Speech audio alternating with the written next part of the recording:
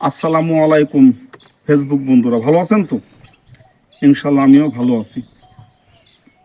বন্ধুরা আমার, আপনি যদি তিনজন ধনী লোকের সঙ্গে চলেন, চতুর্থ নম্বর ধনী কিন্তু আপনি হবেন। তিনজন জ্ঞানী লোকের সঙ্গে যদি চলেন, চতুর্থ নম্বর জ্ঞানী আপনি হবেন। কিন্তু দুজন চোরের সঙ্গে যদি চলেন, 3 নম্বর চোর কিন্তু আপনিই হবেন। বিশেষত একটা গল্প মনে পড়ে গেল আইনস্টাইনের। বিজ্ঞানী আইনস্টাইনের ড্রাইভার প্রায় বলে, স্যার আপনি যে মিটিংয়ে যান, যেখানে সভা করেন, যে ব্যাখ্যা দেন, ভরবেগ আপেক্ষিকের যে সমস্ত ব্যাখ্যা যাই কিছু করেন না কেন, সব কিন্তু আমার শুনতে শুনতে মুখস্থ হয়ে গেছে। ইচ্ছে করলে আমিও ওরকম পারি। আইনস্টাইন হাসলেন, হেসে দিয়ে বলেন, ঠিক আছে দেখা যাক। ঠিকই তার কয়েকদিন পর একটা ইনভাইটেশন হলো আপেক্ষিকের ব্যাখ্যার বিষয়ে। আইনস্টাইন গেলেন। যে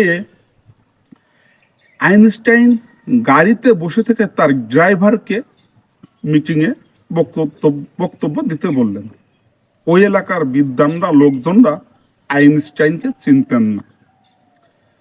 তো আইনস্টাইন বসে থাকলো, দেখলো যে আপেক্ষিকের ব্যাখ্যাটা তার ড্রাইভার হুবহু আইনস্টাইনের মতো করে দিল।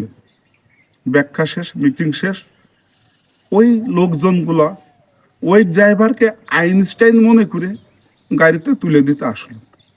যখনই গাড়িতে ড্রাইভার উঠবেন, তখনই এক প্রফেসর জিজ্ঞেস করলেন, স্যার প্লিজ। আইনস্টাইন অর্থাৎ ড্রাইভার বলেন, হ্যাঁ বলেন।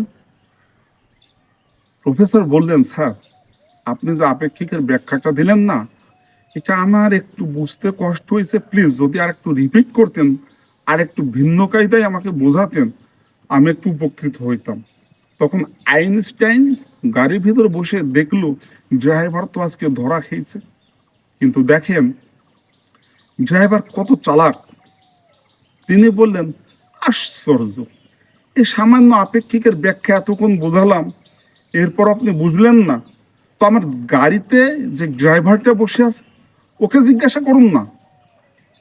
তখন প্রফেসর ড্রাইভারকে অর্থাৎ জিজ্ঞেস করলেন, কিন্তু আসলে তো উনি ছিলেন আইনস্টাইন।